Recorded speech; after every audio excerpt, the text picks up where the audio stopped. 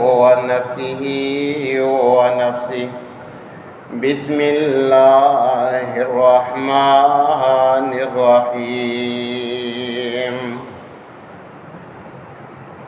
قال الله عز وجل في التنزيل: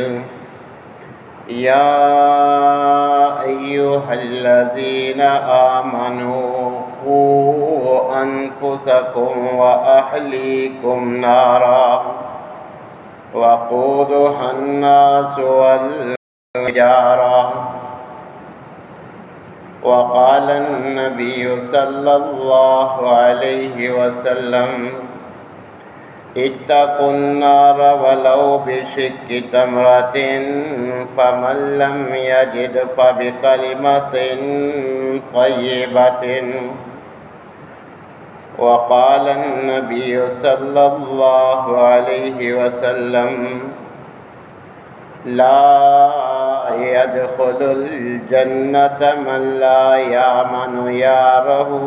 بوائقه. وقال النبي صلى الله عليه وسلم: من غش فليس منا. المكر والخدع في النار. وقال النبي صلى الله عليه وسلم: لا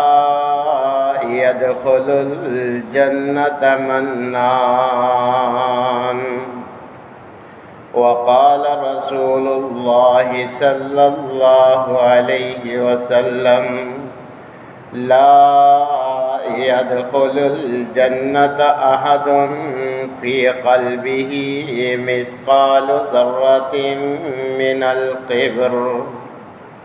تمام قسم کی تعریفات مالک العلام ذوالجلال والاکرام وحدہ لا شریک، مالک کائنات، خالق ارض و سما کے لیے لاکھوں درود و سلام اس ہستی اقدس و مقدس کے اوپر جن کا نام نامی اسم گرامی جناب محمد رسول اللہ صلی اللہ علیہ وآلہ وسلم ہے۔ سامعین محترم، گزشتہ خطبہ جمعۃ المبارک کے اندر کتاب و سنت کی روشنی میں اللہ اور اس کے رسول کے بتلائے ہوئے وہ اعمال ذکر کیے تھے کہ جن کو بجا لانے پر، عمل پیرا ہونے پر اللہ ایسے انسان کو جہنم سے آزاد کر دیتے ہیں، جنت میں ان کا داخلہ ان کو نصیب ہو جاتا ہے۔ جس طرح جنت میں جانے کے لیے وہ تمام اعمال کرنے ہوں گے کہ جو جنت میں جانے کا سبب اور ذریعہ ہیں، اسی طرح یہ بھی ضروری ہے کہ ان تمام اعمال کو چھوڑا بھی جائے کہ جن پر اللہ اور اس کے رسول نے جہنم کی وعید سنائی ہے۔ یعنی اگر جنت کی خواہش ہے تو جنت میں لے جانے والے کام کرنے ہوں گے اور جہنم میں لے جانے والے چھوڑنے ہوں گے۔ اگر جنت والے اعمال بھی کریں، ساتھ وہ اعمال بھی جاری رکھیں کہ جن سے اللہ اور اس کے رسول نے نہ صرف منع کیا ہے بلکہ جہنم کی وعید سنائی، تو پھر ہمارا جنت میں جانے کا خواب محض خواب ہی رہے گا، ہمیں جہنم سے آزادی نہیں مل سکے گی۔ بہن ہی اسی طرح کہ اگر آپ گاڑی موٹر سائیکل کی ریس بھی دیں اور ساتھ بریک بھی دبائے رکھیں، منزل مقصود پر پہنچنے کے لیے بریک چھوڑنا ہوگی، ریس دینا ہوگی، تبھی ہم اپنی مقصود منزل جنت میں پہنچ سکیں گے کہ جب جنت والے اعمال کریں گے اور جہنم والے اعمال سے مکمل اجتناب کریں گے۔ تو جنت میں لے جانے والے چند آسان اعمال تو آپ سن چکے ہیں، اور جن پر جہنم کی وعید ہے، جن کو ہم نے ترک کرنا ہے، جن سے باز رہنا ہے، اگر ہمارے اندر کوئی پایا جا رہا ہے تو ہم نے فوراً اس کو ترک کر کے اللہ سے سچی توبہ کرنی ہے۔ کتاب و سنت سے آج ان کا ذکر کروں گا۔ اللہ تبارک و تعالی خود ہمیں باخبر فرما رہی ہے کہ یا ایھا الذین آمنوا، اے ایمان والو، اب ایمان لا کے دائرہ اسلام میں داخل تو ہو گئے ہو، اب تمہاری ذمہ داری ہے کہ قوا انفسکم واہلیکم نارا۔ اب یہ نہیں کہ تم نے کلمہ پڑھ لیا اب جو چاہو کرو، جس طرح مرضی اپنی من پسند زندگی گزارو تو تمہیں جنت مل جائے گی، جہنم سے بچ جاؤ گے۔ اللہ تبارک و تعالیٰ فرما رہی ہے تم نے خود محنت اور کوشش کرنی ہے جہنم سے بچنے کی، اور صرف یہی نہیں کہ اپنے آپ کو جہنم سے بچانا ہے، اپنے زیر سایہ، اپنے گھر کے، اپنے اہل خانہ کے تمام افراد کو بھی آپ نے جہنم سے بچانے کی کوشش کرنی ہے کہ آپ کی اولاد بچپنے کی وجہ سے بہت سارے ایسے اعمال کا، ایسے چیزوں کا مطالبہ کریں گے جو ان کے لیے جہنم میں لے جانے کا آسان راستہ ہوں گی، لہذا تم نے لاڈ پیار کو مد نظر نہیں رکھنا، بلکہ ان کی آخرت کو مد نظر رکھتے ہوئے ہر اس کام سے ان کو دور رہنے کی تلقین کرنی ہے، دور رکھنا ہے کہ جو ان کو جہنم میں لے جا سکتا ہے، اور ان کو ایسے اعمال کی عادت ڈالنی ہے کہ جن سے دنیا بھی ان کی بہتر اور آخرت بھی بہتر ہو۔ لہذا نبی کریم صلی اللہ علیہ وسلم بھی اسی بات کی ترغیب دلاتے ہوئے فرماتے ہیں کہ اتقوا النار، فرمایا جہنم کی آگ کو ہلکی مت سمجھ لینا کہ بس یہی دنیا کی زندگی ہے، عیش و عشرت کر لو، مریں گے جو ہوگا دیکھا جائے گا۔ یاد رکھو کہ دنیا کی آگ جو انسان کو جلا کر راکھ کر دیتی ہے، وہ جہنم کی آگ تو اس سے بھی 69% زیادہ سخت ہے۔ حالانکہ یہ دنیاوی آگ بھی آپ دیکھتے ہیں اللہ محفوظ رکھے، حادثات میں انسانوں کو جلا دیتی ہے، لوہے تک کو پگھلا دیتی ہے، مگر یہ تو اس آگ کا، جہنم کی آگ کا 70واں حصہ ہے۔ 69% سخت آگ سے تم نے اپنے آپ کو بچانا ہے، اور اس سے بچنے کے لیے جو بھی کام تمہیں کرنا پڑے تم نے وہ کر گزرنا ہے، بس اس سے بچنے کی کوشش کرنی ہے۔ اور یاد رکھو یہ دنیاوی، یہ گرمی، یہ حرارت، جس سے بچنے کے لیے ہم جو ہے وہ سولر لگواتے ہیں، اے سی لگواتے ہیں، ایئر کولر کا انتظام، یو پی ایس کا انتظام کرتے ہیں، نبی کریم علیہ السلام نے فرمایا فَإِنَّ شِدَّةَ الْحُرِّ مِنْ فَيْحِ جہنم، جس گرمی سے بچنے کے لیے تم یہ سارا سرمایہ خرچ کر رہے ہو، یہ جہنم کا صرف ایک سانس ہے، اسی کا نتیجہ ہے جو تمہیں برداشت نہیں ہوتا، جس کے لیے لاکھوں روپیہ تم خرچ کر کے اس سے بچنے کی کوشش کر رہے ہو۔ تو اس سے زیادہ ضروری ہے اس آگ سے بچنا۔ تو نبی کریم علیہ السلام فرماتے ہیں اتقوا النار، تم نے اس جہنم کی آگ سے ہر ممکن بچنے کی کوشش کرنی ہے۔ وَلَوْ بِشِقِّ تَمْرَةٍ، اگر زیادہ صدقات خیرات نہیں کر سکتے، صدقہ جہنم کی آگ کو ٹھنڈا کرتا ہے، جہنم سے محفوظ رکھتا ہے، اگر زیادہ لمبے چوڑے کی توفیق نہیں ہے، ایک کھجور کا ٹکڑا ہی تمہارے پاس اپنی ضرورت سے زائد ہے، وہی کسی ضرورت مند کو دے کر اس نیت سے کہ تم جہنم سے بچ جاؤ، تو یہ کام کرنے سے بھی تم نے گریز نہیں کرنا، اس کو بھی ہلکا نہیں سمجھنا۔ اور اگر اتنی بھی سخت نہیں کہ کھجور کا معمولی سا حصہ بھی تمہیں صدقہ کرنے کے لیے تمہارے پاس میسر نہیں ہے، فَمَن لَّمْ يَجِدْ فَبِكَلِمَةٍ طَيِّبَةٍ، اگر کوئی صدقہ کرنے کے لیے معمولی سی چیز بھی نہیں بچی تو کم از کم زبان سے کوئی اچھا بول ہی بول دو، کسی کو نصیحت ہی کر دو، اچھا اخلاق ہی اپنا لو، کسی سے اچھے الفاظ میں گفتگو کر کے اچھی نصیحت ہی کر دو، کسی جنت میں لے جانے والے عمل کے بارے میں کسی کو ترغیب ہی دلا دو، شاید وہ اس پر عمل کرے، اس کو بھی اجر ملے، اور تمہیں ترغیب دلانے پر من دل علی خیر فلہ مثل اجر فاعلہ کے تحت اللہ تبارک و تعالیٰ تمہیں بھی جہنم کی آگ سے بچا دے۔ مگر جب ہم اپنے حالات کا بغور جائزہ لیتے ہیں تو آج میں اور آپ، ہم جس مسلمان معاشرے میں گزر بسر کر رہے ہیں، جب ہم عملی زندگی کو بغور جائزے کے ساتھ دیکھتے ہیں تو اللہ کی محرمات میں سے صرف ایک خنزیر ہی باقی بچتا ہے، کہ جس کو آج ہم جس سے رکے ہوئے ہیں۔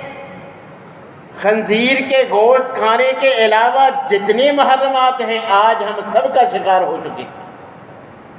زنا حرام، شراب حرام، چوری حرام، ڈکیٹی حرام، دوسروں کا مال کھانا حرام، سب کام حرام ہے، مگر ہم آج سب پہ عمل پیرا ہے۔ صرف خنزیر ہی باقی بچا ہے جو ہم کھانے میں استعمال نہیں کرتے، باقی جتنی بھی خنزیر کے ساتھ باقی جتنی بھی اللہ نے چیزیں حرام کی ہیں آج ہم سب کا ارتکاب کر رہے ہیں۔ اور نبی کریم علیہ السلام ہمیں ترغیب دلا رہے ہیں کہ بھی جہنم کی آگ میں سے ہر حال میں بچنا ہے۔ صدقے کے لیے معمولی چیز بھی ہے وہی دے کے جہنم سے بچ سکتے ہو، تو میرا مشورہ ہے کہ بچ جاؤ، دے دو۔ اور اللہ تبارک و تعالیٰ فرما رہے ہیں کہ اپنے آپ کو بھی بچانا ہے، اپنی آل اولاد کو بھی بچانا ہے، اور اس آگ کو معمولی ہلکا نہیں سمجھنا۔ وقودها الناس والحجارہ، یہ جو آگ ہے جو لکڑیوں اور گوبر سے جلاتے ہو، اس آگ کی شدت کا عالم یہ ہے کہ وہ انسانوں اور پتھروں سے جلائی جائے گی، لہذا اس کو ہلکا مت لینا، اس سے بچنا بھی ہے، اپنے اہل و عیال کو بھی بچانا ہے۔ اور نبی کریم علیہ السلام نے فرمایا کہ کثرت کے ساتھ جہنم میں جانے کا جو سبب بنے گی وہ دو چیزیں ہیں، الفم والفرج، ایک زبان ہے جس کے غلط استعمال سے، دوسری شرمگاہ ہے کہ اس کے ناجائز استعمال سے کثرت کے ساتھ لوگ جہنم میں جائیں گے۔ آج یہ دونوں چیزیں ہمارے اب قابو میں نہیں۔ نبی کریم علیہ السلام نے فرمایا من قذب علی متعمدا فلیتبوأ مقعدہ من النار، صحیح بخاری کے الفاظ، کہ جس نے بغیر سوچے سمجھے جو بات میں نے نہیں کہی، بس حدیث لے کر اس کو جو ہے وہ سوشل میڈیا پہ عام کی، میرے نام کوئی ایسی بات لگائی جو میں نے نہیں کہی، ایسے انسان کو اپنا ٹھکانہ جہنم میں سمجھ لینا چاہیے کہ یہ عمل اس کو جہنم میں لے جائے گا۔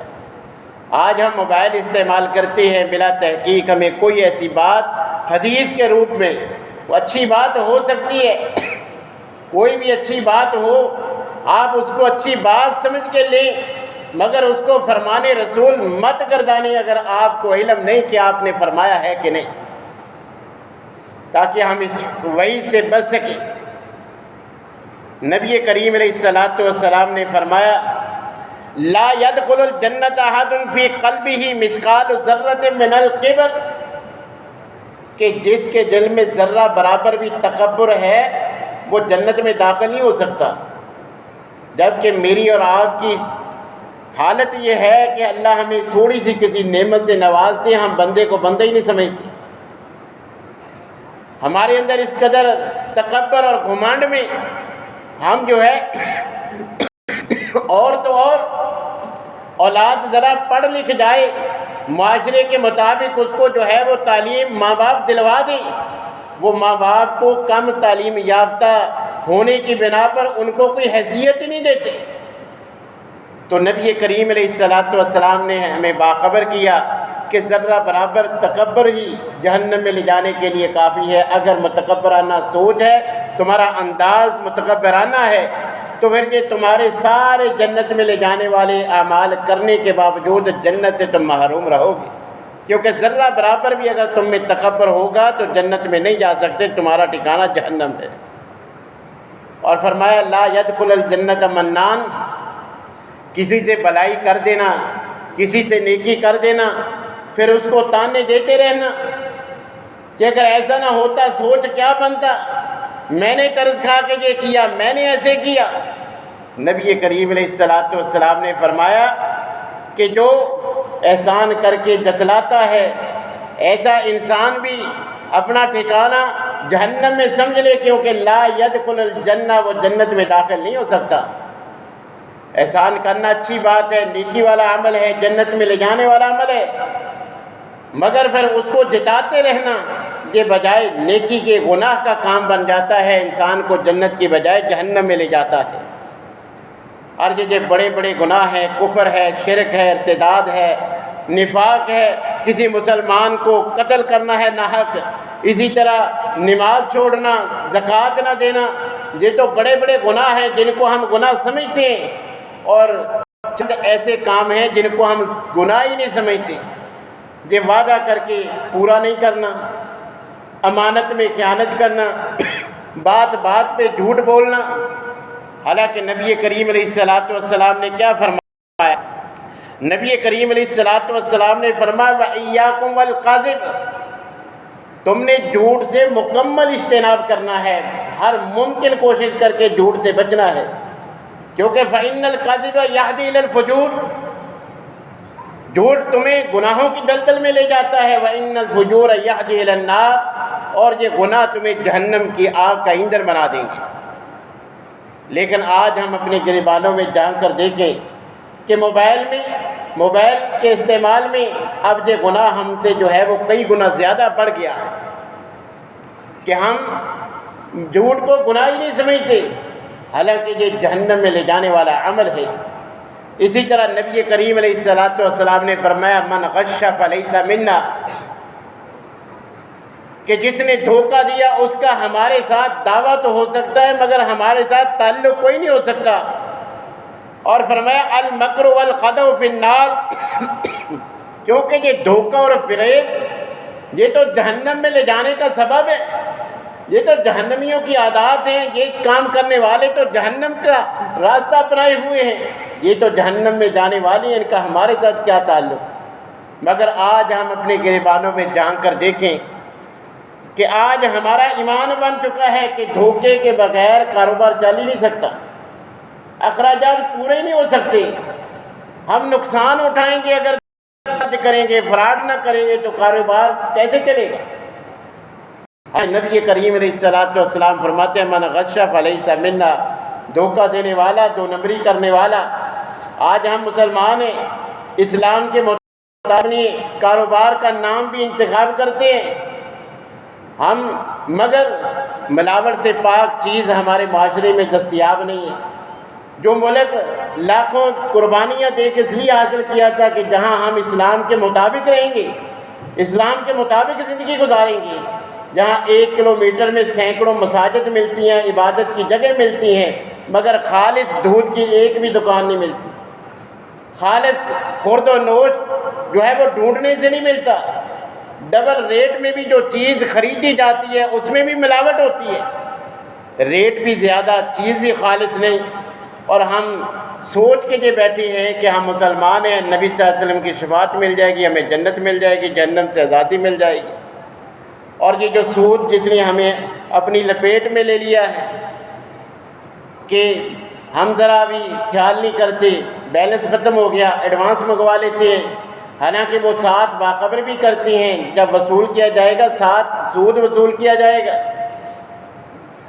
طرح طرح کے ہیلے بہانے سے جو ہے وہ ہم سے جو ہے وہ یہ سود لیا جاتا ہے، سود لینے دینے کا کاروبار آج باقاعدہ کاروبار بن چکا ہے۔ آپ دیکھیں کہ جتنے بھی کام اللہ اور اس کے رسول نے منع کیے ہیں وہ سارے کاروبار میں آج جائز ہیں، جبھی جو ہے وہ گندم بوئی نہیں ہوتی اس کی خرید و فروخت شروع ہو جاتی ہے، پھل ابھی پکا نہیں ہے، ابھی جو ہے وہ صرف پھول لگے ہیں کنوں کے، پتہ نہیں کیا آفت آئے، کیا معاملہ ہو، پھل ہو نہ ہو، ابھی سے جو ہے ان کے سودے کر دیے جاتے ہیں، ملوں کو ایڈوانس پیسے دے کے ابھی جو ہے وہ گنے کی کاشت نہیں ہوئی، چینی کی ریٹ طے کر کے سودا کر لیا جاتا ہے۔ یہ ساری سودی کا معاملات ہیں۔ تو جو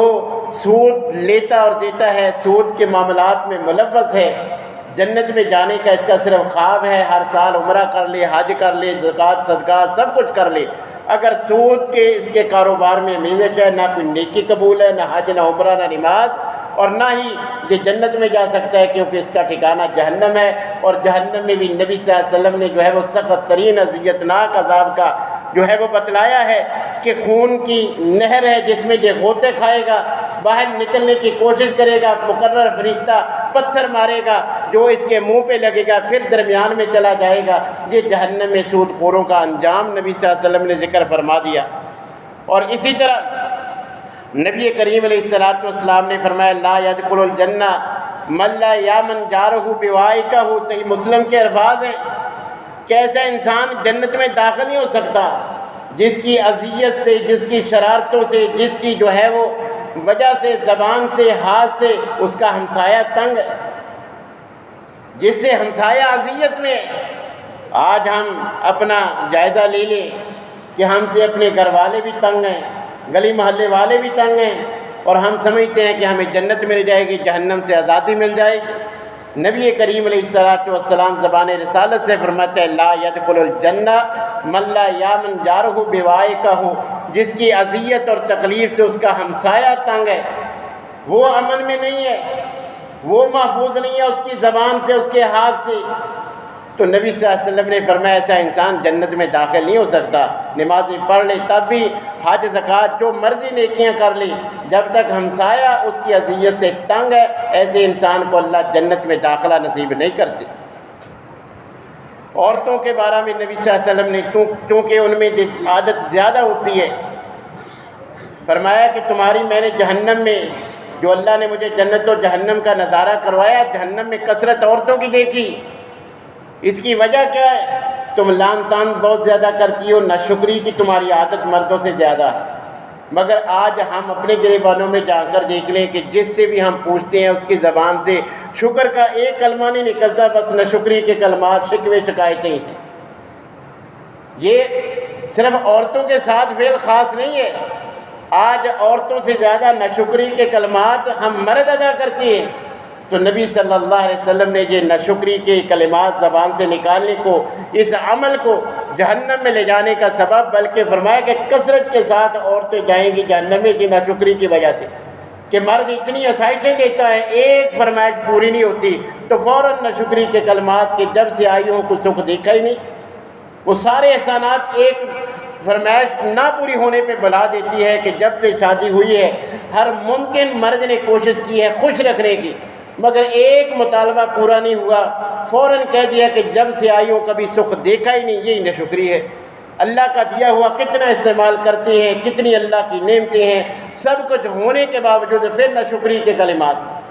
اور یہ ناشکری ہماری کا انداز کیا ہے کہ پچھلے سال کاروبار میں 1 کروڑ کا جو ہے وہ نفع ہوا تھا، اس سال 50 لاکھ کا نفع ہوا ہے، لہذا 50 لاکھ کا جو یہ نفع کم ہوا ہے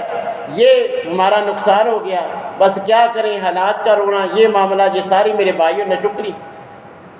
اللہ نے جتنا دیا ہے اسی پہ اللہ کا شکر کریں گے، اللہ اسی میں برکت ڈال دیتا ہے۔ یہ ناشکری کی عادت مردوں میں ہو، عورتوں میں ہو، ان کو جہنم میں لے جانے کا سبب ہے۔ اور اسی طرح یتیموں کے بارے میں اسپیشل نبی صلی اللہ علیہ وسلم نے فرمایا کہ جو یتیموں کا مال کھاتے ہیں ان کے بھی نیک اعمال ان کو جنت میں نہیں لے جا سکتے، ان کا ٹھکانہ بھی جہنم ہے۔ اور نبی کریم علیہ السلام نے فرمایا لا يدخل الجنۃ قاطع، یہ عادت بھی ہم سب میں جو ہے وہ پائی جاتی ہے کہ معمولی بات پہ رشتے ناطے کو ختم کر دینا، کہ بیٹے کا رشتہ کیا، ہم سے صلاح ہی نہیں لی، ہم سے مشورہ ہی نہیں کیا، لہذا آج سے مرنا پڑنا ختم۔ ہم نے شادی پہ سب کو بلایا تھا، انہوں نے ایک آدمی کا کارڈ بھیج دیا، لہذا جائیں گے نہیں، بس تعلقات ختم۔ تو نبی کریم علیہ الصلوۃ والسلام نے فرمایا لا يدخل الجنت قاطع، یہ رشتے ختم کرنے والا، رشتوں کو کاٹنے والا کسی صورت جنت میں داخل نہیں ہو سکتا۔ جہنم سے آزادی چاہتے ہیں تو صلہ رحمی کرنی پڑے گی، صلہ رحمی کرنے سے جنت ملے گی، مگر ساتھ قطع رحمی سے بھی مکمل اجتناب کرنا ہوگا۔ اسی طرح یہ غیبت والا عمل کہ جس کو نبی کریم علیہ الصلوۃ والسلام نے فرمایا الغیبت اشد من الزنا، کہ زنا سے بھی زیادہ سخت یہ گناہ ہے، مگر آج نہ کوئی عام نہ کوئی خاص کوئی بھی اس جو ہے وہ گناہ سے مبرہ نہیں ہے، سب میں ہم میں سب میں یہ عیب پایا جاتا ہے۔ یہ غیبت ہوتی کیا ہے؟ جب نبی صلی اللہ علیہ وسلم نے صحابہ سے پوچھا تدرون ما الغیبہ، کہ میرے صحابہ جانتے ہو غیبت ہوتی کیا ہے؟ قالوا اللہ ورسولہ عالم، فرمایا اللہ اور اس کا رسول ہی زیادہ جانتے ہیں۔ فرمایا ذکروں کا اخاک بما یکرہ، کہ تیرا اپنے بھائی کی غیر موجودگی میں اس میں پائے جانے والے کام، عادت، صفت کے بارے میں دوسروں کے سامنے ذکر کر دینا، یہ غیبت ہے۔ صحابی سوال کرتے ہیں افرأیت ان کان فی اخی ما اقول، اے اللہ کے رسول اس بارے میں آپ کا کیا خیال ہے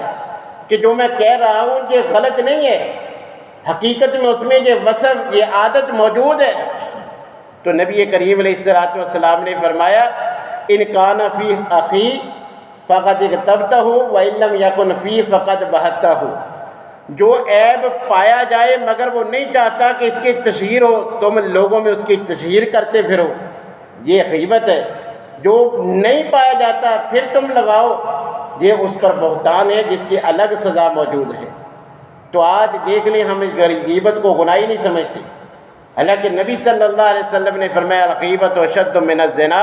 یہ زنا سے بھی زیادہ سخت ہے، کیونکہ زنا یہ اللہ کی حد کو پامال تو کیا ہے، مگر کرنے والا اللہ سے توبہ کر لے گا، اللہ معاف کر دے گا، مگر یہ غیبت اس وقت تک معاف نہیں ہوگی جب تک جس کی گئی ہے وہ معاف نہ کر دے۔ ہم حکمرانوں کے بارے میں جن سے ہماری ملاقات نہیں، ان کے بارے میں نہ جانے کتنی باتیں کہہ دیتے ہیں، نہ زندگی میں ان سے ملاقات ہو، نہ معافی مانگیں، نہ وہ معاف کریں، نہ یہ گناہ معاف ہو۔ اس لیے فرمایا کہ یہ زنا سے بھی زیادہ سخت ہے۔ زنا کا معاملہ اللہ سے معافی مانگ لیں گے، اللہ معاف کر دے گا، مگر جس کی غیبت کی ہے وہ ہمیں زندگی مہلت ہی نہ دے، اس سے معافی مانگنے کی ملاقات ممکن ہی نہ ہو، تو ہم تو کبھی نہیں سوچتے کہ یہ گناہ بھی ہے، حالانکہ نبی صلی اللہ علیہ وسلم اس کو زنا سے بھی سخت گناہ قرار دے رہے۔ تو یہ غیبت کو اگر چھوڑیں گے تو پھر ہمارا جو جنت میں جانے کا خواب ہے یہ پورا ہو سکتا ہے۔ اسی طرح حقوق اللہ کی ادائیگی کے ساتھ ساتھ تمام حقوق العباد بھی ادا کریں گے تو تب ہم جنت میں جا سکتے ہیں، ورنہ یہ سارے جنت میں جانے والے جتنے بھی آپ دن رات محنت کر کے کام کر لیں، یہ سارا اجر و ثواب اگر ہم نے لوگوں کے حقوق غصب کر لیے، لوگوں پہ ظلم کیا، یہ اللہ تبارک و تعالیٰ کل قیامت کے دن ان میں بانٹ دیں گے۔ نبی صلی اللہ علیہ وسلم نے فرمایا تدرون ما المفلس، میرے صحابہ جانتے ہو کنگلا کنگال تنگ دست فقیر ہے کون؟ تو صحابہ کہتے ہیں کہ اللہ کے رسول ہماری نظر میں تو جس کے پاس رہن سہن کے اخراجات کے، اپنے گھر بنانے کے، اپنی رہائش کے انتظامات نہ ہوں، ہم اس کو فقیر کنگال سمجھتے ہیں۔ تو نبی صلی اللہ علیہ وسلم نے فرمایا کہ نہیں میرے صحابہ، المفلس من امتی من یاتی یوم القیامہ بصوم وصلاۃ وزکوٰۃ وصدقۃ، اے میرے صحابہ حقیقت میں حقیقی کنگلا کنگال وہ ہے، فقیر وہ ہے جو کل قیامت کے دن آئے گا کسی چور، زانی، ڈاکو، شرابی کے روپ میں نہیں، نمازی، حاجی، ہر سال عمرے حج کرنے والا، کئی بار حج کرنے والا، یہ صدقات، خیرات، زکوٰۃ دینے والا، جب یہ اللہ کے دربار میں آئے گا ذہن میں ہوگا بڑی نیکیاں کی ہیں، جنت پکی۔ تو نبی صلی اللہ علیہ وسلم نے فرمایا وَيَاتِي قَدْ شَتَمَ هَذَا وَأَكَلَ مَالَ هَذَا وَسَفَكَ دَمَ هَذَا، نبی صلی اللہ علیہ وسلم نے فرمایا یہ تو بڑا خوش ہے نا کہ ابھی جنت کا پروانہ ملے گا، مگر دعوے دار دعوے کریں گے، کوئی کہے گا میرا حق مارا، کوئی کہے گا یہ ظلم کیا، کوئی کہے گا یہ زیادتی کی۔ تو نبی صلی اللہ علیہ وسلم نے فرمایا اللہ اس کی ساری نیکیوں کا اجر ان میں بانٹتے رہیں گے۔ فَإِنْ فَنِيَتْ حَسَنَاتُهُ قَبْلَ أَنْ يُقْضَى مَا عَلَيْهِ، دعوے دار باقی ہیں، ساری نیکیوں کا اجر ختم ہو گیا۔ اخذ خطاياهم فطرحت ثم طرح في النار، پھر بھی کوئی دعویٰ کرے گا کہ اللہ میرے ساتھ بھی یہ زیادتی کی ہے، اللہ اس کے نامہ اعمال سے گناہ لے کر اس کے نامہ اعمال میں ڈالے گا، ثم طرح في النار، پھر اس کو جو ہے وہ جہنم میں پھینک دے گا۔ یہ وہ انسان ہے جو نیک کام کر کے اس دنیا سے گیا، جو گناہوں سے بچا، نیکیاں کی، مگر حقوق اللہ میں تو کوئی کسر نہیں چھوڑی، مگر حقوق العباد میں سستی کی۔ آج میں اور آپ حقیقی رشتہ داروں کو، حقیقی بہنوں کو ان کا حق دینے کے لیے تیار نہیں ہیں، بھائی بڑے چھوٹوں کو ان کا حق دینے کے لیے تیار نہیں ہیں۔ آج بوڑھے ماں باپ اگر اپنی زندگی میں سب کچھ ہمیں دے دے، ان کی خدمت کرنے کے لیے ہم تیار نہیں ہیں۔ تو میرے بھائیوں، ہمیں اپنے گریبانوں میں جھانکنا چاہیے۔ پچھلے خطبہ میں بیان کیے ہوئے اعمال سب کریں گے، آج کے جو بتلائے ہوئے سارے اعمال چھوڑیں گے، تب اللہ تبارک و تعالیٰ سے ہم امید رکھ سکتے ہیں کہ ہمیں جہنم سے آزادی مل جائے گی، جنت میں داخلہ مل جائے گا۔ اللہ تبارک و تعالیٰ سے دعا ہے کہ اللہ تعالیٰ ہمیں وہ تمام کام کرنے کی جو جنت میں لے جانے کا سبب ہیں ان کی توفیق دے، اور جو جہنم میں لے جانے کا ذریعہ ہیں ان تمام سے مکمل اجتناب کرنے کی توفیق عطا فرمائے۔ وآخر دعوانا الحمد للہ رب العالمین۔